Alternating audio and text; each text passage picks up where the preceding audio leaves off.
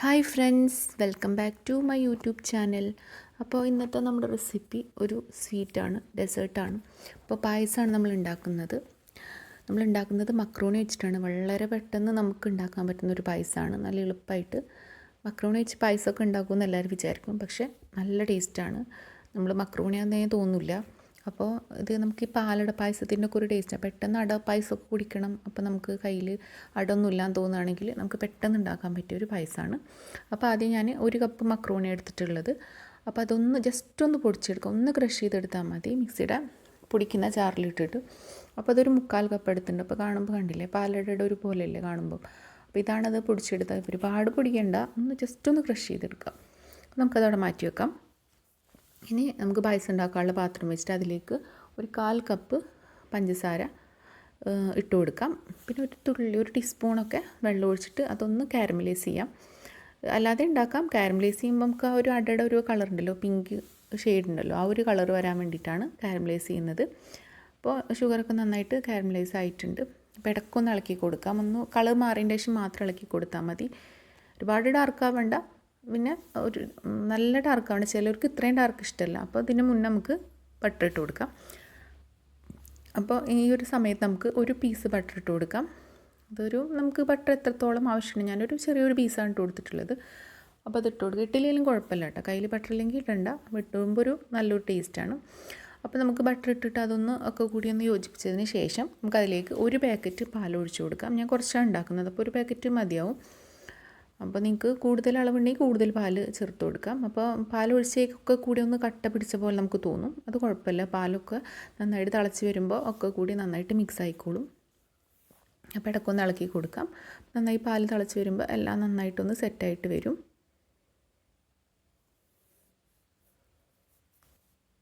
അപ്പോൾ ഇടയ്ക്കൊന്ന് ഇളക്കി കൊടുക്കാം.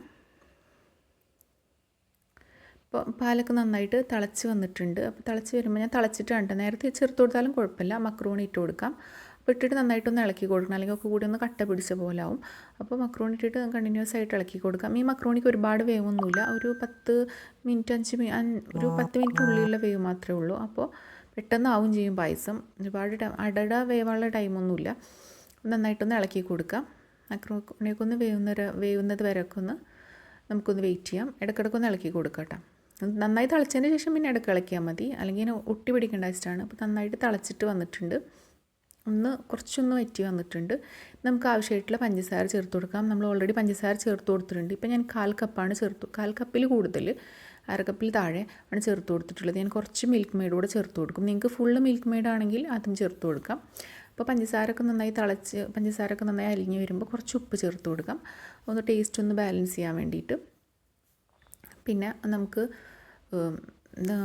ഏലക്ക പൊടിയോട് ചേർത്ത് കൊടുക്കാം. മക്രോണി ഇപ്പോൾ വെന്തിട്ടുണ്ട് കേട്ടോ, ഞാൻ വെന്തതിന് ശേഷമാണ് പഞ്ചസാര ഇട്ട് കൊടുത്തത്, പറയാൻ വിട്ടതാണ്.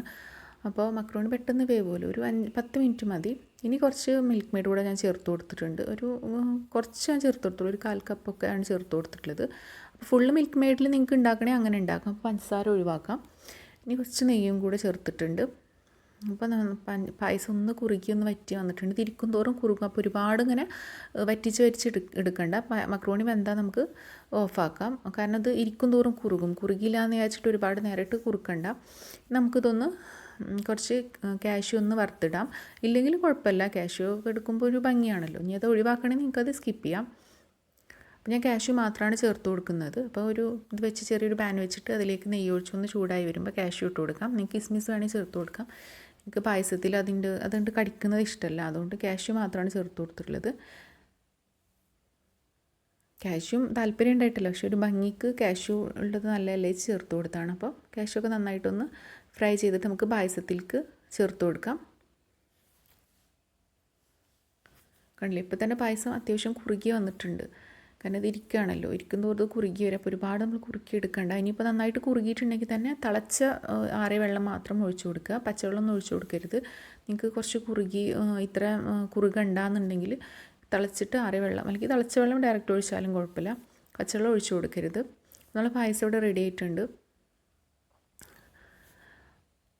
നല്ലൊരു കളർ, നല്ല ഒരു ഭംഗിയുള്ള കളറാണ് കേട്ടോ ഈ പായസത്തിന്. നേരത്തെ കാണിച്ച ഒരു കളറാണ് കറക്റ്റ്. ഇത് ലൈറ്റിൻ്റെ പ്രശ്നമുള്ളതാണ് ഇപ്പോൾ ഒരു വേറെ കളർ വന്നിട്ടുള്ളത്. നല്ലൊരു ക്രീം ആയിട്ടുള്ള നമ്മൾ പാലട അല്ലേ, പാലടയുടെ അതേ കളറും അതേ ഒരു ടെക്സ്റ്റും ഒക്കെ തന്നെയാണ്, ഓൾമോസ്റ്റ് അതേ ടേസ്റ്റാണ്. പെട്ടെന്ന് ആർക്കും ഇത് പാലട അല്ല മക്രോണിയാണെന്നൊന്നും ആർക്കും മനസ്സിലാവില്ല. അപ്പോൾ നമ്മുടെ പായസം ഇവിടെ റെഡി ആയിട്ടുണ്ട്. പെട്ടെന്ന് ഉണ്ടാക്കാൻ പറ്റുമല്ലോ, വളരെ പെട്ടെന്ന് ഉണ്ടാക്കാൻ പറ്റും. ഒരു പായസം കുടിക്കണം പാലട ഒക്കെ തോന്നുമ്പോൾ കയ്യിൽ മക്രോണി ഉണ്ടെങ്കിൽ നമുക്ക് പെട്ടെന്ന് ഉണ്ടാക്കാൻ പറ്റും. അപ്പം എല്ലാവരും ട്രൈ ചെയ്ത് നോക്കുക. അത് സിമ്പിളായിട്ട് ഉണ്ടാക്കാമല്ലോ, ടേസ്റ്റും ഓക്കെയാണ്. കാണുന്ന പോലെ തന്നെ കാണുന്ന ഒരു ഭംഗി മാത്രമല്ല, നല്ല ടേസ്റ്റും ഉണ്ട്. പായസത്തിൻ്റെ ഒരു കളർ തന്നെ നല്ല ഭംഗിയാണ്. അപ്പം നമുക്ക് പെട്ടെന്ന് ഉണ്ടാക്കാം. പായസം കുടിക്കണം തോന്നിയിട്ടുണ്ടെങ്കിൽ മക്രോണിയാണെന്ന് ആരും പറയില്ല. അപ്പം എല്ലാവരും ഉണ്ടാക്കി നോക്കുക, ഈസി പായസമല്ലേ. അപ്പോൾ വീഡിയോ ഇഷ്ടപ്പെട്ടെങ്കിൽ ചാനലൊന്ന് സബ്സ്ക്രൈബ് ചെയ്യുക, സപ്പോർട്ട് ചെയ്യുക. പുതിയൊരു വീഡിയോ ആയിട്ട് ഞാൻ വീണ്ടും വരാം. താങ്ക്